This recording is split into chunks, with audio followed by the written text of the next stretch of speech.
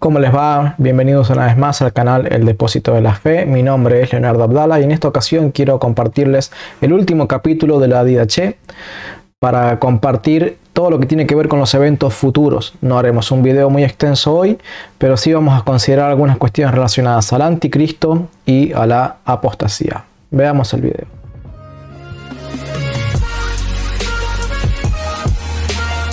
Finalmente, y luego de varias semanas de estar tratando de sintetizar lo que dice la patrística y la Biblia acerca del anticristo, he podido reunir suficiente información como para tratar de dar una síntesis breve, sencilla, sin demasiada profundidad, acerca de lo que los padres de la Iglesia entendían a partir de la enseñanza apostólica y de la Biblia, que sería el anticristo y la gran apostasía de la Iglesia en el tiempo final.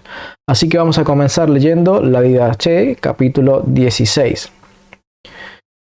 Dice así: vigilad sobre vuestra vida, no se apaguen vuestras linternas, ni se desciñan vuestros lomos, sino estad preparados, porque no sabéis la hora en que ha de venir nuestro Señor. Reuníos con frecuencia, inquiriendo lo que conviene a vuestras almas, porque de nada os servirá todo el tiempo de vuestra fe, si no sois perfectos en el último momento. Y aquí hay una exhortación en general a la vida de piedad, a la vida de vigilancia. Hay mucho para decir, seguramente podríamos encontrar textos en la Biblia suficientes como para llenar un mensaje entero, un video entero, solamente de este tema. Pero bueno, no quiero explayarme demasiado porque quisiera ya poder avanzar sobre lo que es la Didaché para terminar el estudio y poder continuar con la próxima serie de estudios que, conforme a lo que han votado los suscriptores y algunos hermanos que están siguiendo el canal, que vamos a comenzar con el estudio de San Ignacio de Antioquía. Así que hay una exhortación a vigilar sobre nuestra vida. Pero como aquí no solamente queremos hacer la exhortación a la vigilancia, sino también darle un toque apologético al video, porque este es el sentido del canal, vamos a mostrar que aquí a quien se está refiriendo, o el pasaje que está aludiendo aquí, para poder tomar esta exhortación, ¿sí?, a que no se nos apaguen las linternas, es tomado de la parábola de las vírgenes. Allí en Mateo capítulo 25, ¿sí?, están las vírgenes sensatas y las vírgenes insensatas. Y recordemos que en la iglesia primitiva lo que eran llamadas las vírgenes son lo que hoy conocemos como las monjas. Pero las vírgenes en particular en la iglesia primitiva, y también las que eran conocidas en el judaísmo, eran las que solían estar acompañando en las fiestas de bodas para formar parte, por así decirlo, del culto o de la celebración, mejor dicho, de un matrimonio entre judíos. Y es más bien a este el sentido de que se aferra al Señor Jesucristo, ¿no? Las vírgenes como aquellas que tenían que estar listas para que el momento en el que llegara el esposo pudieran recibirlo, para que diera comienzo las bodas del esposo con su esposa, con su prometida. Y Mateo capítulo 25 del 1 al 13 lo voy a leer porque es desde aquí desde donde está tomando la enseñanza del Señor Jesucristo. Dice: entonces el reino de los cielos será como 10 vírgenes que tomaron sus lámparas y salieron a recibir al esposo. 5 de ellas eran necias y 5 prudentes. Pero las necias, al tomar sus lámparas, no llevaron consigo aceite. Las prudentes, en cambio, junto con las lámparas, llevaron aceite en sus alcuzas. Como tardaba en venir el esposo, les entró sueño a todas y se durmieron. A medianoche se oyó una voz: ya está aquí el esposo, salid a su encuentro. Entonces se levantaron todas aquellas vírgenes y aderezaron sus lámparas. Y las necias les dijeron a las prudentes: dadnos aceite del vuestro, porque nuestras lámparas se apagan. Pero las prudentes les respondieron: mejor es que vayáis a quienes lo venden y compréis, no sea que no alcance para vosotras y nosotras. Mientras fueron a comprarlo, vino el esposo, y las que estaban preparadas entraron con él a las bodas, y se cerró la puerta. Luego llegaron las otras vírgenes diciendo: Señor, Señor, ábrenos. Pero él les respondió: en verdad os digo que no os conozco. Por eso velad, porque no sabéis ni el día ni la hora. ¿Por qué decimos que podemos darle un toque apologético, además de una exhortación a la vigilancia espiritual? Porque entre los evangélicos, especialmente, no entre los protestantes históricos, pero entre los evangélicos, la interpretación que ellos dan a Mateo capítulo 25 es que no se refiere a la iglesia, sino que se refiere a la nación de Israel exclusivamente. ¿Por qué? Porque según la interpretación que tienen los evangélicos de la Biblia, que se llama el dispensacionalismo, la iglesia va a ser levantada, raptada, resucitada y glorificada previo a la manifestación del anticristo. Entonces, luego del rapto de la iglesia aparece el anticristo, y entonces son los judíos los que se empiezan a convertir al evangelio, son los judíos los que empiezan a predicar el evangelio, y son los judíos los que empiezan a ser perseguidos y que tienen el riesgo de adormilarse. Entonces ellos asumen que Cristo está enseñando el que en el tiempo de la persecución, y esto es muy importante, aquella persona que en el tiempo de la persecución se adormile y no esté llena y plena del Espíritu Santo, entonces esa persona perderá la salvación, porque durante el periodo de la tribulación, la salvación, como ya no está la iglesia, la salvación volverá a ser con la necesidad de las obras. Pero, dicen ellos, mientras estemos en el periodo de la iglesia, no hacen falta las buenas obras, porque somos salvos solo por la fe. En algunos casos dirán solo por levantar la mano, otros por hacer la oración del pecador, otros pero en definitiva, las obras y la confesión de Cristo y la necesidad de no apostatar y ser hallados fieles en el día del regreso de Cristo, para ellos eso no tiene sentido durante el periodo de la iglesia. Luego del periodo de la iglesia, cuando supuestamente la iglesia haya sido raptada y aquí en la tierra solamente queden los judíos como testigos del evangelio, y los que fueron en su momento falsos creyentes y se quedaron atrás, entonces en ese periodo de la tribulación y la gran tribulación, ahí sí habrá que dar la vida por el evangelio, y ahí sí serán necesarias las obras para la salvación. Pero ¿qué es lo que pasa? Que la IDH no está escribiendo a judíos, la está escribiendo a la iglesia. Y es a la iglesia a la que le enseña a estar vigilante conforme a las mismas palabras del Señor Jesucristo allí en la parábola de las vírgenes. ¿Por qué? Porque la iglesia primitiva no creía en un rapto pretribulacional. Algún día seguramente haremos un video para refutarlo más en detalle.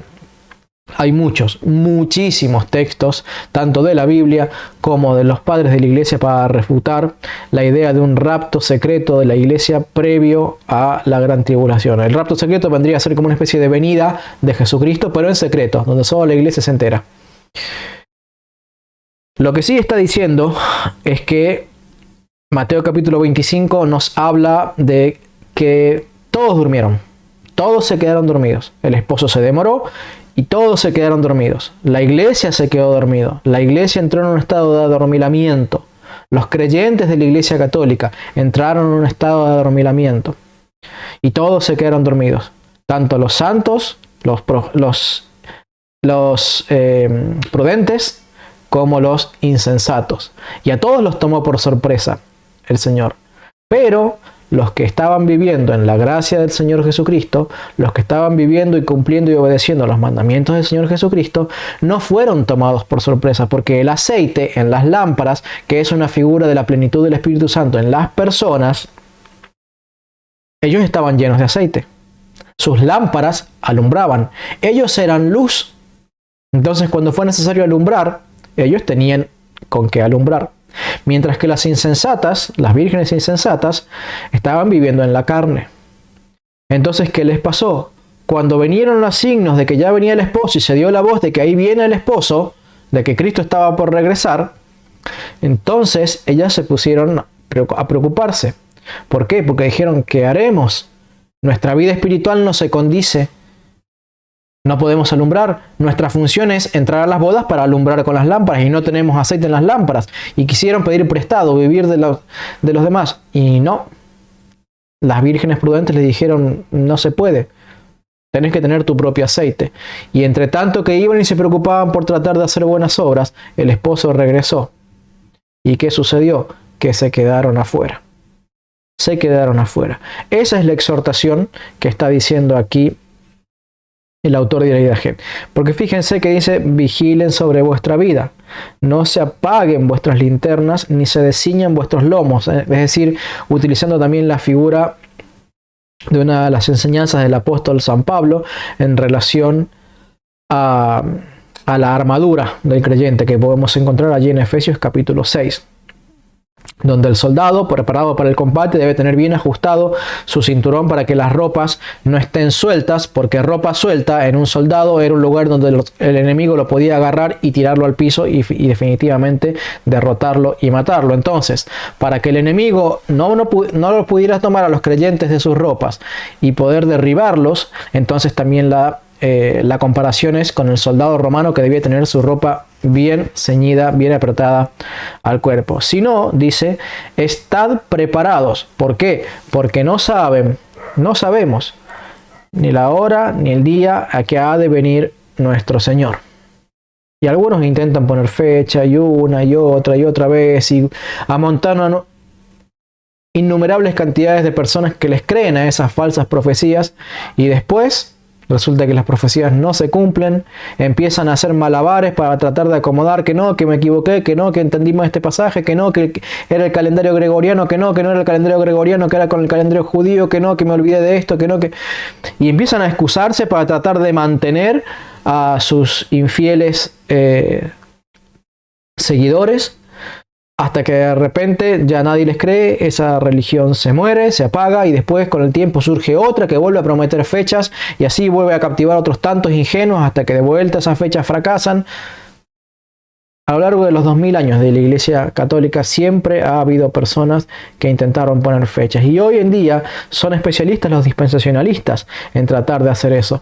Y una y otra vez han surgido grupos del dispensacionalismo y no solo de los dispensacionalistas, también de los testigos de Jehová, de los mormones, de los adventistas y muchos otros grupos que se hicieron famosos y llenaron sus arcas de dinero en base a esas mentiras de tratar de poner fechas. Que por cierto, siempre fracasaron y fallaron.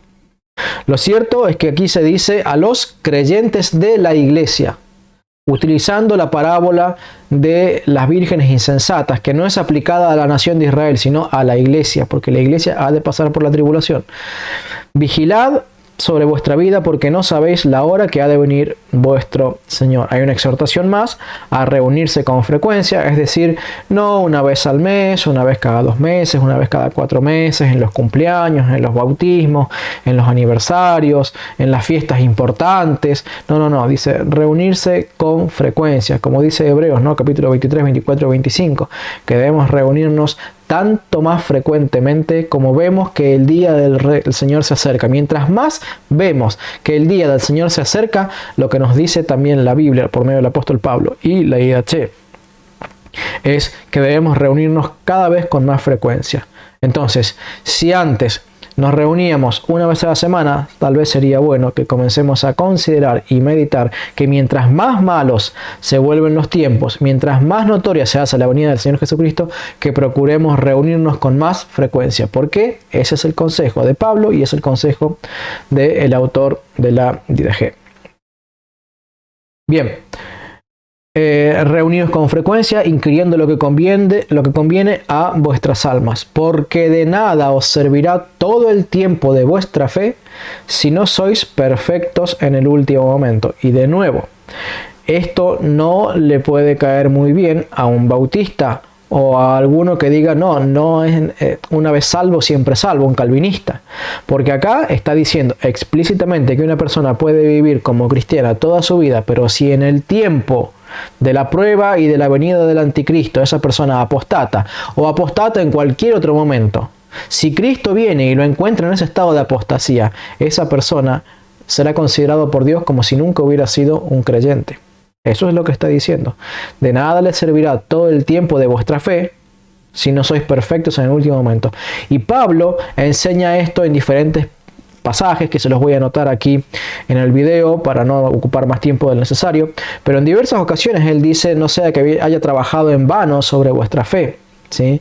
Y bueno, son varios los textos, pero la Biblia también encierra este concepto de que es necesario llegar al tiempo final sin haber sido descalificado. Descalificado, porque Pablo mismo también tenía temor de ser descalificado. Dice: no siendo que yo haya sido heraldo, es decir, predicador para otros, pero yo mismo venga a quedar descalificado de la carrera. ¿Por qué? Porque lo importante es llegar a la carrera, no haber corrido como loco toda la carrera y después quedarse a medio camino ahí a 10 metros de la meta. Así enseña la IDG, como tal lo enseña también la parábola de Mateo capítulo 25. Estas vírgenes fueron vírgenes y estuvieron tal vez toda su vida cumpliendo lo que tenían que cumplir, pero cuando vino el esposo no tenían aceite.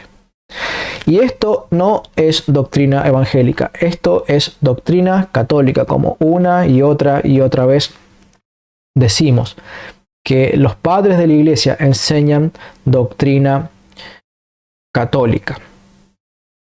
Dice entonces aquí que de nada nos sirve vivir fielmente nuestra vida si desmayamos, si flaqueamos en el momento de la prueba final. Ahora, ¿puede ser esta enseñanza compatible con la IDG?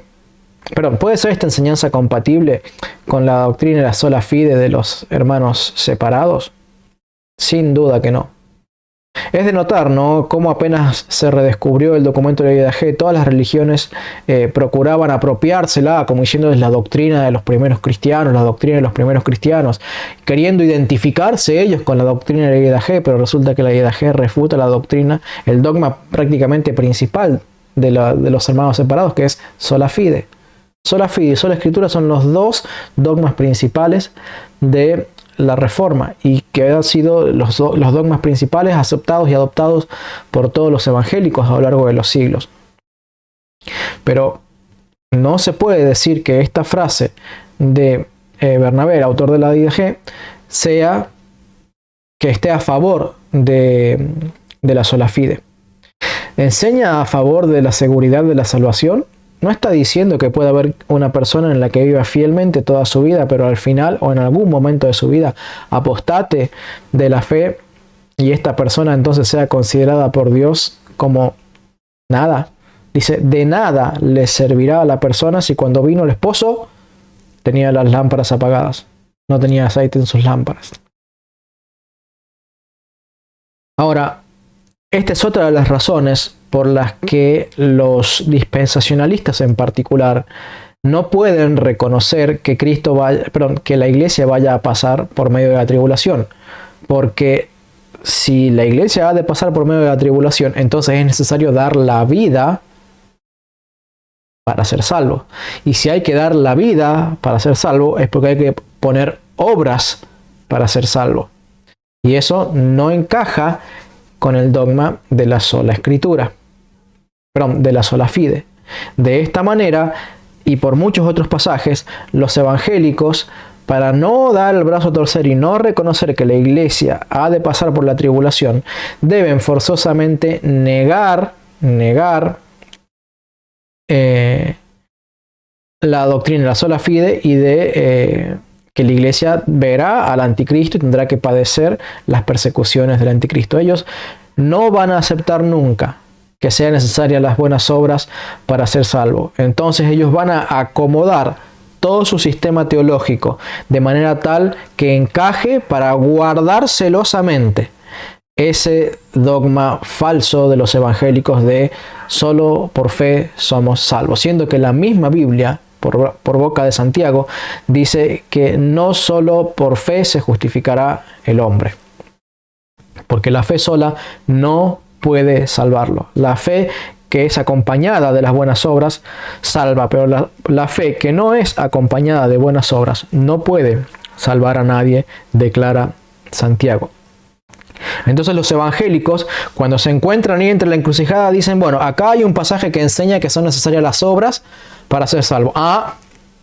No, entonces este pasaje hay que ubicarlo e interpretarlo de otra manera, porque no puede ser cierto que algún versículo indique que la iglesia requiera obras para ser salva. Entonces, ¿qué hacen? Bueno, para Israel, y se inventaron esto del dispensacionalismo como la excusa perfecta para decir, ven, la iglesia no pasará por la tribulación, la iglesia no necesita de las buenas obras, somos salvos por la fe solamente. Pero como dice Lucas 12:36, que dice que hay que estar como quienes aguardan a su amo cuando vuelve de las nupcias, para abrirle al instante en cuanto venga y llame. O como dice también 1 Pedro 1:13, vigilantes. ¿Por qué? Dice, por tanto, ceñid los lomos de vuestro entendimiento, sed sobrios y esperad por completo la gracia que se os traerá cuando Jesucristo sea manifestado. ¿Y cuándo Jesucristo va a ser manifestado? Después de la aparición del anticristo. Y sin embargo, la gracia que esperan los evangélicos la esperan antes de la aparición del anticristo, porque ellos esperan la gracia de subir al cielo y de recibir todas las bendiciones del cielo, pero la esperan antes de la manifestación del anticristo, porque ellos esperan que Cristo no se manifieste públicamente, pero sí a ellos, que Cristo se manifieste a ellos antes de que el anticristo. Pero lo que enseña la IDH y lo que enseña la Biblia es que la iglesia atravesará la tribulación, las pruebas de lo que está hablando 1 Pedro capítulo 1, ¿no? Del fuego de la prueba. ¿Sí? Del fuego de la prueba. Y dice, por tanto, estén ceñidos los lomos de vuestro entendimiento, tesoros, y esperad, no el rapto secreto de Cristo, sino la gracia que se traerá cuando sea la manifestación pública de Jesucristo. Esto es su segunda venida. Se olvidan también de que Jesucristo dijo que en el Evangelio, el que pierda su vida por causa de él, la salvará. Y el que quiera guardar y el que quiera salvar su vida, la perderá. Entonces, está en el Evangelio como parte de lo que es la vida y el mensaje del Evangelio mismo para la iglesia y no para los futuros israelitas que tengan que padecer al anticristo. Recordemos que hay otra cosa que los hermanos separados no creen, particularmente los evangélicos, y es que ellos no creen que la iglesia sea el nuevo Israel, que el pueblo de Dios haya continuado a través de la iglesia y que los judíos hayan sido desgajados, como dice el apóstol Pablo en Romanos, que hayan sido desgajados por su incredulidad, pero que el olivo siga siendo el mismo y Dios haya insertado a los gentiles en el nuevo pueblo, el nuevo Israel de Dios. ¿Sí? Lo que está prometido es que Dios va a reinjertar sobre el final a muchos de los judíos que van a creer por la predicación de la iglesia, durante el periodo del anticristo. Bien, otro tema que nos habla la DH capítulo 16, dice desde el versículo 3 al 4. Porque en los últimos días se multiplicarán los falsos profetas y corruptores, y las ovejas se convertirán en lobos, y el amor se convertirá en odio. Porque creciendo la iniquidad, los hombres se aborrecerán los unos a los otros, y se perseguirán y se traicionarán. Bueno, pensemos lo siguiente. La cristiandad, Europa, siglo XVI, la iglesia atravesando por momentos difíciles, donde había altos mandos de la iglesia que estaban bastante corruptos, pero la sociedad vivía bajo los principios cristianos. El problema lo tenían los jerárquicos de la iglesia, pero la sociedad vivía bajo los principios cristianos. Y esto lo sabemos aún por boca del mismo Lutero, del mismo Calvino y de los mismos discípulos de ellos, que en sus cartas se lamentaban de las consecuencias que había traído la reforma para la sociedad. Porque ellos decían, antes de la división de la reforma, la sociedad era santa, no había tantos ladrones, no había tantas peleas, no había tantos homicidios, no había tantas violaciones. La sociedad, le gusta o no le gusta a los protestantes modernos, pero la sociedad de la época de la Iglesia Unida vivía bajo los preceptos de Cristo. Siempre habría inconversos, pero en general la sociedad tenía valores morales que ni por asomo son los que tienen hoy en día. Pero ¿qué pasó? Surgió la gran apostasía de Lutero. ¿Y qué ocurrió? Se empezaron a multiplicar los falsos profetas.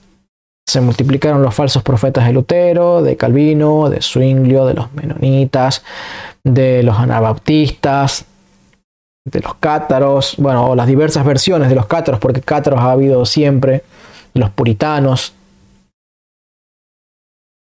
Entonces, la gran apostasía comenzó allí con Lutero, pero no terminó, porque habla de un proceso de corrupción. Habla de un proceso de multiplicarse constantemente. Los falsos profetas y los corruptores se multiplicarán más y más y más y más. Y aquellas personas que eran ovejas pasarán a ser lobos. Es decir, de ser ovejas pastoreadas por los obispos y sacerdotes católicos, pasaron a ser apostolobos, pastores independientes que se pastorean a sí mismos, como indica Judas, que son llevados de aquí para allá por todo viento de doctrina, nubes sin agua. Es decir, prometen, pero no dan nada. Prometen la lluvia, pero no tienen agua para dar. No tienen agua para dar. Entonces, las ovejas de la Iglesia Católica se van a apartar y apartar y apartar y apartar, y cada vez más aparecerán más falsos profetas y más corruptores de la fe. No reformadores de la fe, sino corruptores de la fe, que traerán una fe corrupta, que hace que una oveja se convierta en lobo. Lobo que odia a las iglesias católicas, lobo que se come a las ovejas de la Iglesia Católica, lobo que será repelido por el buen pastor de la Iglesia Católica. Y el amor con el que antes se amaban las ovejas católicas unas a otras, ahora se transforma en el odio de los lobos hacia la Iglesia Católica. ¿Y cuál es la única iglesia a la que todos los lobos del mundo odian y aborrecen? La Iglesia Católica. Es la única iglesia.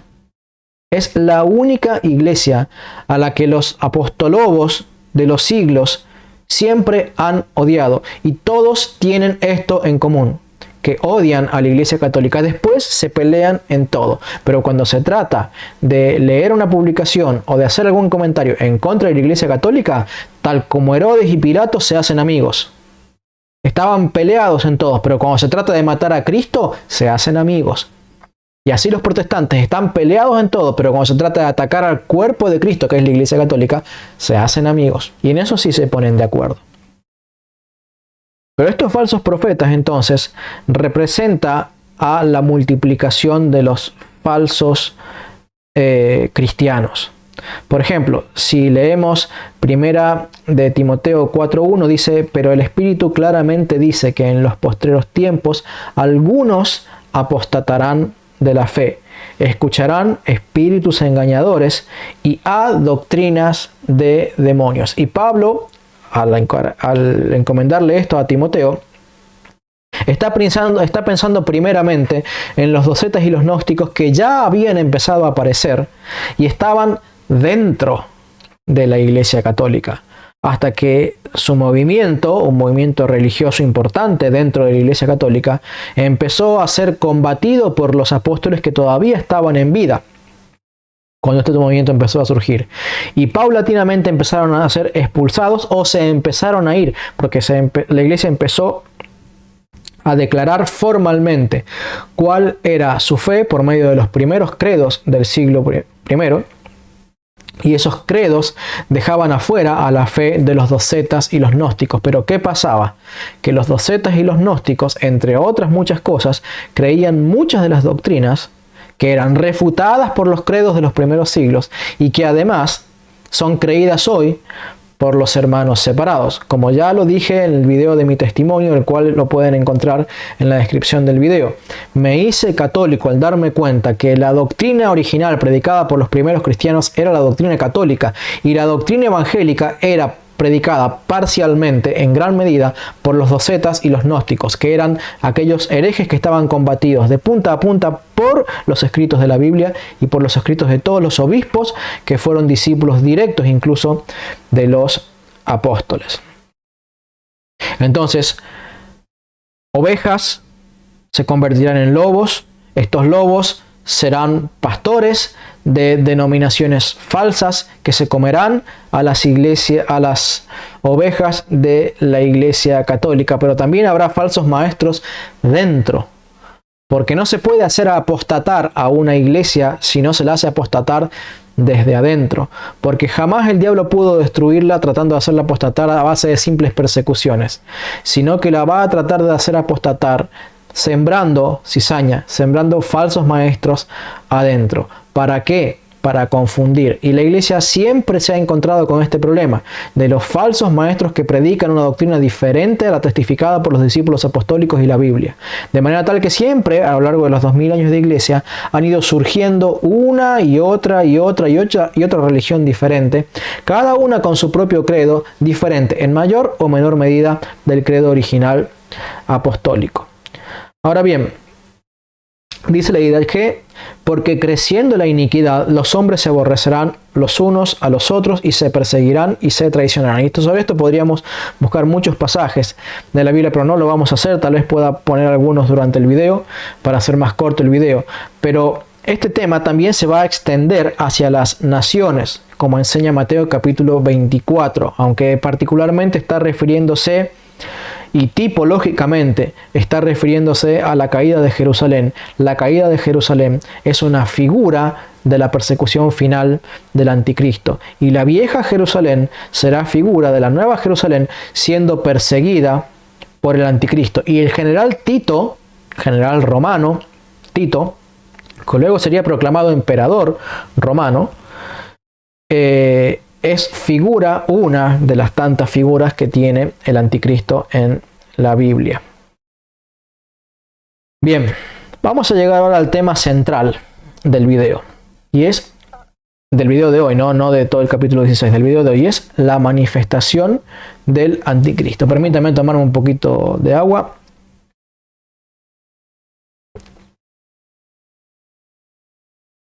Dice la IDG, capítulo 16, verso 4. Y aparecerá como hijo de Dios, el extraviador del mundo, y realizará milagros y prodigios. Y la tierra será entregada en sus manos, y cometerá crímenes cual no se cometieron jamás desde los siglos. Leamos el contexto anterior. Está hablando de primero una multiplicación de falsos profetas y corruptores, que eso comienza con Lutero y sigue creciendo hasta el día de hoy, de encontrarnos más de 100.000 denominaciones de diferentes profetas y corruptores. Pero va a llegar un punto en donde luego de esa paulatina, progresiva, pero inexorable apostasía, que va a tener su culmen en la gran apostasía durante el periodo del anticristo. Dice, esta paulatina y progresiva apostasía dará lugar al que terminará siendo el extraviador del mundo. El extraviador no puede extraviar a los que ya están extraviados. El extraviador tiene que extraviar a los que están dentro de la iglesia. Y por eso el espíritu del anticristo, tal como lo enseñamos en el video, que les voy a dejar aquí la tarjeta, en el video sobre Primera de Juan 2:18, cuando habla de los anticristos, que son aquellos pastores, o sea, aquellas ovejas que se van de la iglesia para formar una nueva religión, una nueva denominación, y al salirse de la iglesia empiezan a oponerse a la iglesia, oponiéndose a Cristo, por lo cual es el mismísimo apóstol Juan el que les pone el título de anticristos. Digamos como que llamarles hermanos separados es una forma cariñosa de llamarles la atención, pero el apóstol Juan, el apóstol del amor, es el que los trata de anticristos. Ahora bien, entonces dice que será el extraviador del mundo. Si ya los falsos profetas, si ya los corruptores extraviaban a las ovejas católicas para llevárselas a sus sectas y perderlas en sus herejías y matar su alma con el veneno de la falsa doctrina, ahora aparecerá el extraviador del mundo, el anticristo, no los anticristos, el anticristo, la culminación de todo el mal, la recapitulación de todo el mal cometido en el mundo en una persona. Dice, y realizará milagros y prodigios, y la tierra entera, todo el planeta Tierra, será entregada en sus manos y cometerá crímenes cual no se cometieron jamás desde los siglos. Y de nuevo los dispensacionalistas con su falsa interpretación interpretan tierra como referente a la tierra de Palestina. Bueno, es cierto que a veces la Biblia le llama tierra a toda la región que era el territorio de Israel según la carne. Lo que sucede es que lo que la Biblia enseña es que al anticristo se le da autoridad sobre toda lengua, tribu, raza o nación. De manera que no puede ser que aquí la IDG, citando otros pasajes de la Biblia, se refiera simplemente a que la tierra, o sea, el territorio de Palestina, será entregado al gobierno del anticristo para que solamente el anticristo castiga y persiga a Israel, sino que todo el planeta Tierra será castigado y perseguido por el anticristo. Ahora vamos a desglosar un poquitito estas enseñanzas acerca del anticristo. ¿Qué cosa no será el anticristo? Bueno, se pueden decir un montón de cosas porque por cada cosa que la Biblia enseña y los padres de la iglesia enseñan acerca del anticristo, los hermanos separados han enseñado algo casi completamente opuesto, en muchos casos, no en todos. Entonces, ¿qué cosas no será el anticristo y su manifestación? Bueno, primero, no va a surgir como consecuencia de un rapto secreto, según inventan los evangélicos, porque notemos que aquí no se ha mencionado ningún rapto secreto. Aquí se dice que hay una apostasía previa, paulatina, progresiva y corruptora de la fe, pero también está la manifestación del anticristo. ¿Y dónde está el rapto secreto mencionado aquí en Enseñanza de Bernabé? ¿Cómo puede un evangélico decir que la DIDAG es un documento evangélico cuando omite por completo la manifestación secreta o la manifestación privada hacia la iglesia de Jesucristo? No, por el contrario, se adecúa a lo que enseñaban incluso de los mismos reformadores, que la iglesia ha de pasar por la tribulación, tal como lo enseña la iglesia católica. Entonces el anticristo no surgirá como consecuencia del rapto secreto. En las películas evangélicas, el rapto secreto deja al mundo en un caos, porque los cristianos que eran pilotos de aviones, el avión se cae porque se queda sin su piloto. Los cristianos que estaban manejando en el momento del rapto, los colectivos, los camiones, los autos, todos se desaparecen y quedan ahí los camiones estrellándose unos con otros, y los que están en las fábricas y manejando los cristianos los puestos de control delicados de a lo mejor de una planta de energía atómica, y lo único que van a lograr los evangélicos con esa doctrina es que cuando las señales empiezan a multiplicarse, que nadie les quiera dar trabajo a los evangélicos, porque van a decir: yo no te puedo dar trabajo, porque si te subo arriba de un avión, el avión se va a caer. ¿Sí?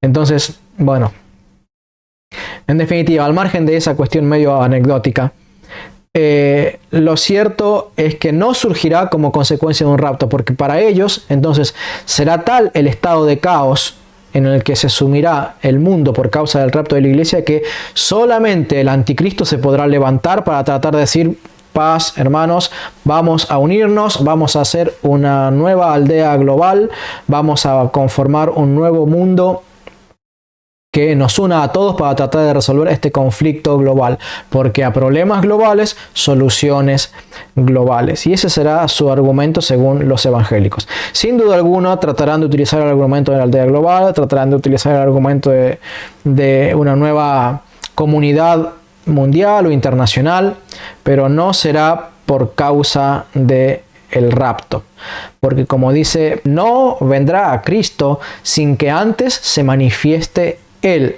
anticristo. Vamos a avanzar un poquito más adelante sobre este tema de 1 Tesalonicenses 4 y 5. El anticristo no será un papa, ¿ok? O por lo menos no será un papa que tenga el formato actual de los papas, porque el anticristo tiene que ser un gobernante que gobierne sobre todo el mundo. Y lo que menos hace un papa al día de hoy es gobernar sobre el mundo. De hecho, los desprecian, los menosprecian y no le hacen caso a lo que dice el papa. Es cierto que ha habido papas y papas, ha habido papas muy buenos y papas muy malos, incluso herejes y antipapas. La Iglesia Católica no puede enorgullecerse de que siempre haya tenido en la silla de Pedro a alguien santo. Lo cierto es que ninguno de estos papas ha cumplido los requisitos que tiene que cumplir el anticristo. De manera tal que hasta incluso los mismos protestantes, y esto les voy a contar algo.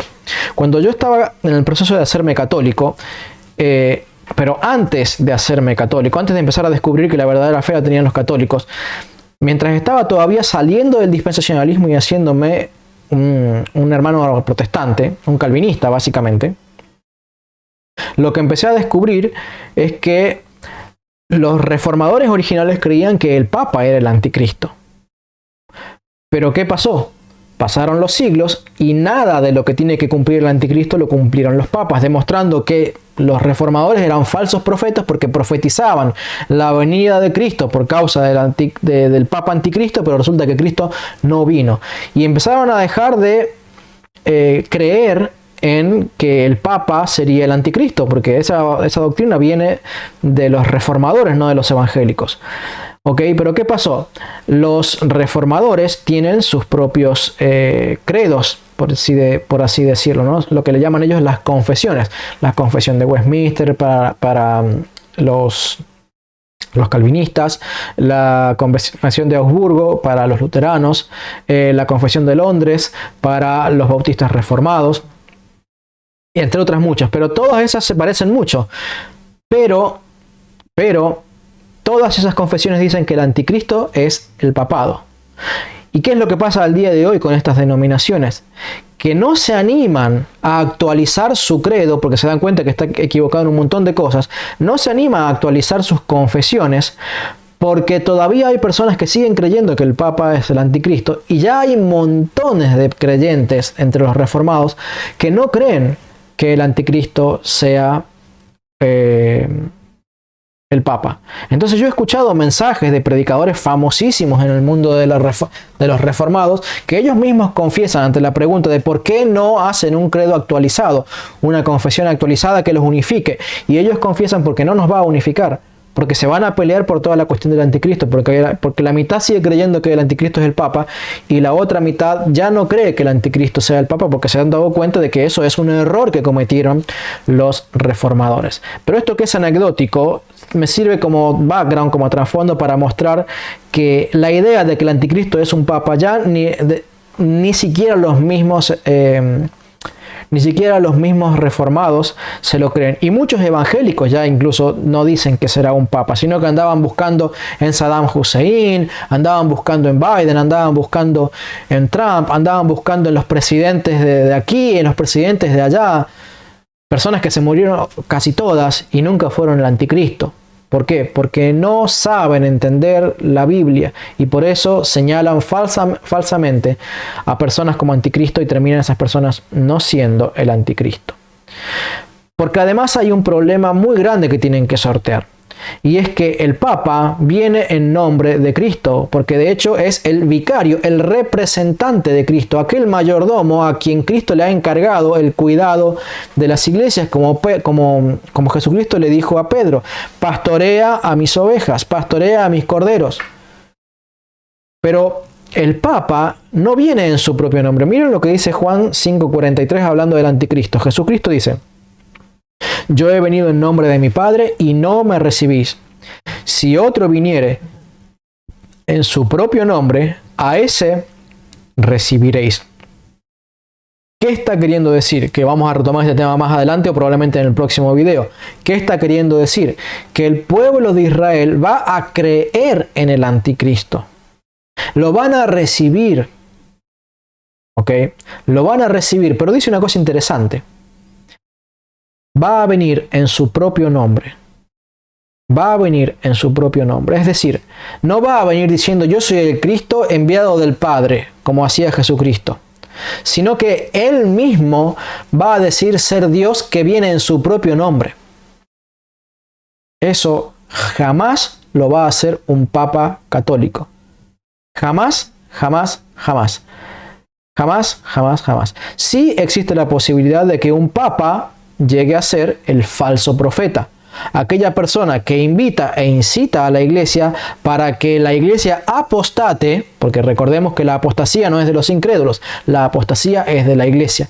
Por lo tanto, sí es posible que un papa llegue a ser en un futuro el falso profeta que arrastre a la iglesia a la adoración y veneración del anticristo, perdón, no a la veneración, sino a la adoración del anticristo, haciéndoles creer que es el Cristo en persona. Y ya hay personas, y yo lo he escuchado, no lo tengo anotado porque lo vi así medio rápido en un video, no me di cuenta de que eso me podría servir, pero ya he escuchado a algunos sacerdotes u obispos incluso presentar dudas, como si el Mesías todavía no hubiera venido, como si todavía Israel tuviera derecho a esperar a su Mesías porque todavía no ha llegado. Si encuentro la cita, tal vez en algún video la podré dar. Entonces, ¿qué sucede? Que como Cristo fue entregado en manos de los romanos por los judíos, también los judíos recibirán al anticristo y el falso profeta entregará a la iglesia al anticristo.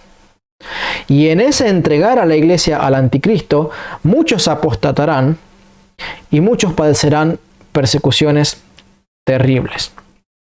Pero sigamos hablando de lo que no es el anticristo. No es un gobernante común y corriente como enseñan muchos evangélicos, como dijimos, señalando a tal o cual presidente o a tal o cual personaje famoso, por más dictador que haya sido Hitler. No, señores y señores, no. No puede ser esa persona. Pueden ellos ser tipo y figura, como Tito lo fue, como Nabucodonosor en su momento lo fue. Pero no pueden ser el anticristo. Son personas que ilustran de alguna manera algún aspecto del anticristo. Y de alguna manera están profetizando o adelantándonos o dejándonos ver cómo será la persecución final del anticristo. Pero no puede ser el anticristo un gobernante común y corriente. ¿Por qué? Porque como hemos leído, este hombre, que será el hombre, el extraviador del mundo, primero que será profundamente religioso. Y estas personas que los evangélicos gustan de mencionar como candidatos a anticristo son todo menos religiosos, son completamente anticristos. Pero en segundo lugar, porque dice que realizará tales milagros y prodigios que la tierra entera, el planeta Tierra entero, se volcará a seguirlo. Así como a Jesucristo se le volcaron a seguirlo por los milagros que él hacía, también el anticristo hará tremendos milagros y la tierra entera lo va a seguir. Así que si alguien al que acusan de ser anticristo no es una persona que está haciendo milagros a troche y moche, y milagros no precisamente de sanación y de bienes a los demás, sino milagros de ostentación y de orgullo, porque el anticristo viene en el orgullo, mientras que Cristo viene en la humildad y la mansedumbre. Al anticristo no viene dándose gloria a sí mismo, sino gloria al Padre, mientras que Cristo viene no dándose gloria a sí mismo y dando gloria al Padre, pero el anticristo viene dándose gloria a sí mismo. No busca la gloria del que le envió, sino su propia gloria. Entonces no puede ser un gobernante como los que se han señalado en los tiempos recientes, porque debe ser una persona profundamente religiosa de su propia religión, él mismo es la religión, y además tremendamente poderoso en cuanto a la capacidad de hacer milagros, mientras que estos señalados por los evangélicos son arreligiosos, profundamente ateos en muchos casos, y no hacen milagros.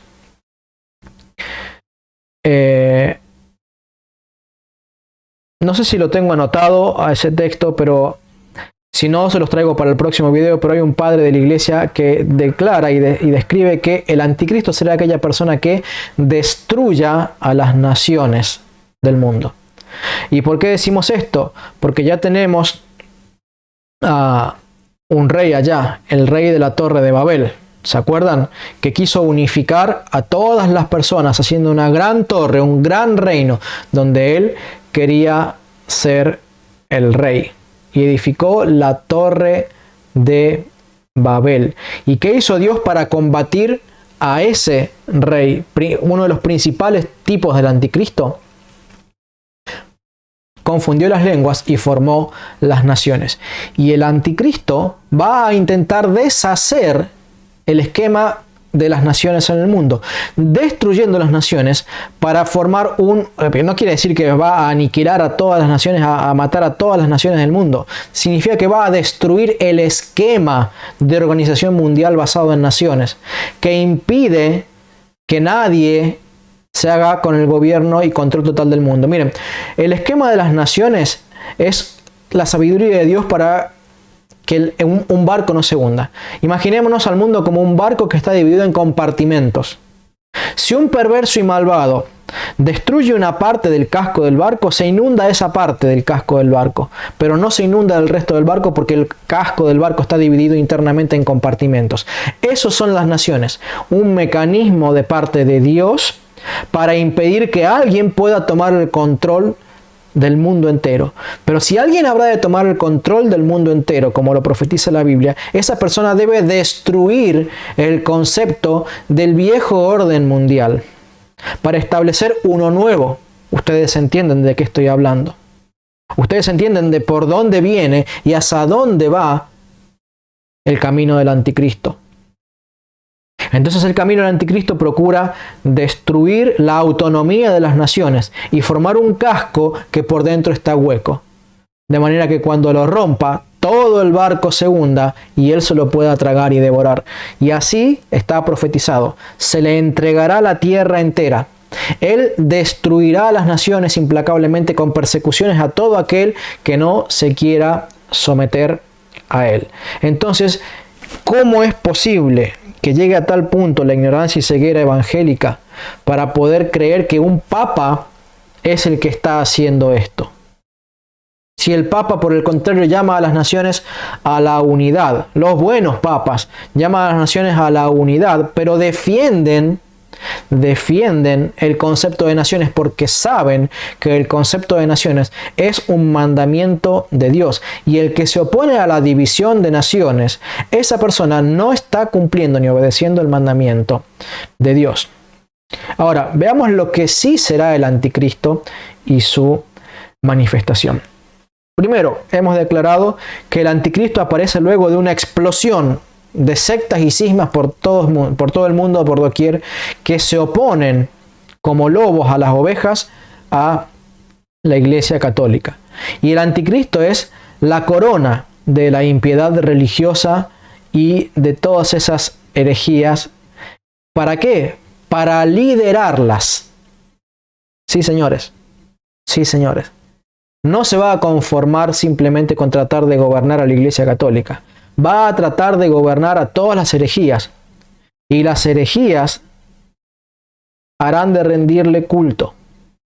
Muchos en la herejía le van a rendir culto. Y una de las razones por las que le van a rendir culto es porque no lo están esperando.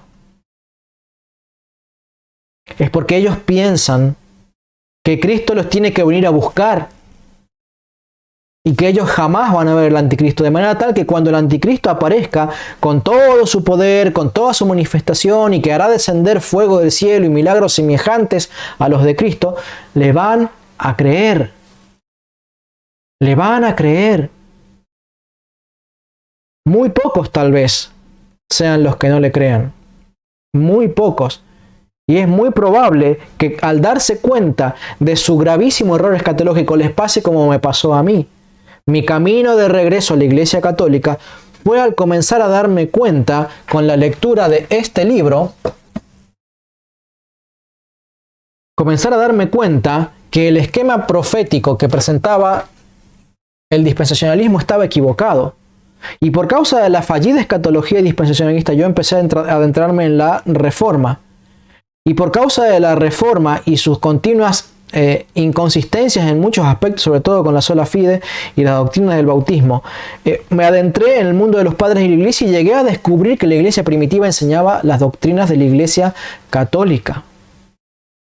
Y así tal vez les pase a muchos durante el periodo de la tribulación, que desengañados de su falsa doctrina del rapto secreto, se den cuenta de que la iglesia católica es la que estaba enseñando las doctrinas verdaderas respecto al anticristo. Entonces, el anticristo es la coronación de los cismas y las sectas que los gobernará y los controlará y querrá también apoderarse de la iglesia católica y hará apostatar a muchos en la iglesia católica, como dice el apóstol Pablo, que muchos apostatarán. Dice así 2 Tesalonicenses 2:9 también. Inicuo, refiriéndose al anticristo, cuyo advenimiento es por obra de Satanás, con gran poder y señales y prodigios mentirosos. Dice Apocalipsis 13:13.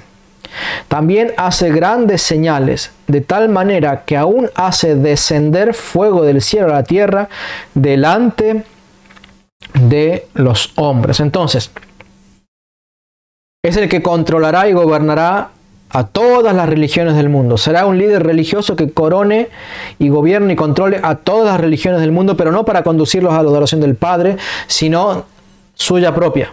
Se hará adorar a sí mismo. Se presentará como el Cristo encarnado y no como el Papa, como creía Lutero. Me había olvidado de mencionar esto.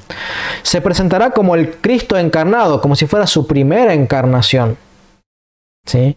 Y no como el papado que creía Lutero. Tendrá un enorme poder para hacer milagros, de manera que no busquen en ateos y no busquen en personas que no hacen tremendos y terribles milagros como solo Cristo podría haberlos hecho.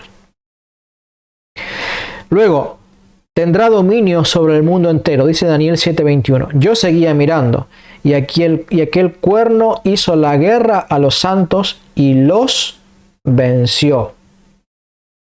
Notemos que mientras que los evangélicos hablan de la corrupción de la Iglesia Católica, nosotros hablamos de los santos que no se dejan corromper. Allá aquellos que se quieran dejar corromper y que quieran apostatar. Que Dios tenga gracia y misericordia de mi alma en primer lugar y de aquellos católicos que procuran ser fieles a Cristo, para no caer, porque es preferible ser vencido en el combate que no apostatar. Dice Apocalipsis 11:7, cuando concluyen su testimonio, refiriéndose acá a los dos testigos del Apocalipsis, cuando concluyen su testimonio, la bestia que surge del abismo entablará combate contra ellos, los derrotará y los matará. Apocalipsis 13:7. Se le permitió también hacer guerra contra los santos y vencerlos, y se le dio poder sobre toda tribu y pueblo, lengua y nación. Será un gobernante que gobierne sobre todo el mundo, tal como la nueva gobernanza mundial quiere imponer. ¿Y por qué está cediendo terreno la iglesia? ¿Y por qué el aborto ha ganado lugar y está ganando lugar en cada vez más países? ¿Por qué la eutanasia? ¿Por qué la proliferación de toda clase de muertes para lograr la esterilización del mundo? Porque el anticristo quiere un gobierno mundial y con mucha menos población. Por eso se dice también, como veremos más adelante, porque hoy ya tendremos que ir cerrando el video, será el que cometa crímenes cuales jamás se han cometido en la historia del mundo. Entonces, ¿cómo podemos resumir este video? Bueno, primero, una exhortación a toda la iglesia a velar, a despertar, a no ser como las vírgenes insensatas que se quedaron dormidas y cuando se despertaron no tenían aceite. Que Dios nos llame a la reflexión, a mí en primer lugar, para estar despiertos, atentos y vigilantes, para tener aceites, para cuando llegue el Señor, estar en la gracia de Cristo y no en pecado mortal. Entonces, una exhortación a vivir en santidad y esperar el regreso del Señor con nuestra lámpara llena de aceite. Una advertencia contra la proliferación por todo el mundo de los corruptores de la fe. También la manifestación del anticristo que la iglesia debe esperar. No para abrazarla, sino para estar atento y rechazarla. No sea que sean engañados o que seamos engañados por el anticristo. Y hemos aclarado qué cosas no será la manifestación del anticristo y muy sintéticamente qué cosa sí será. ¿Qué veremos en el próximo video? Bueno, lo que hoy nos hemos quedado sin tiempo para ver, y es sobre la apostasía. ¿En qué consiste la apostasía de la Iglesia Católica? ¿En qué consiste la gran tribulación que tanto nos menciona la Biblia y los padres de la Iglesia? ¿Qué será y cómo será la resurrección de los muertos? Y luego, finalmente, la manifestación de Jesucristo. Entonces, quedan muchos temas muy interesantes para el próximo video. Hoy por el tiempo ya quiero cerrar el video aquí. Así que me despido. Les pido por favor, dejen su like, compartan, evangelicen incansablemente. Si la pandemia no nos permite evangelizar en persona, por favor, sean extremadamente desvergonzados en compartir los videos con todos los católicos que puedan, los que están amando al Señor y los que no los están amando, con todos los evangélicos que puedan, con los sacerdotes. Por favor, compartan el video, evangelicen en este tiempo en que la evangelización prácticamente solo se puede hacer de forma digital. Háganla, no tengan temores, no nieguen al Señor, no nieguen al Señor. No tengan vergüenza de confesar a Cristo aún en las redes sociales. Hermanos, suscríbete si todavía no lo estás haciendo y por favor está muy atento a toda esta serie de estudios que vendrán sobre el tema de la profecía. Que Dios te bendiga y que viva Cristo Rey.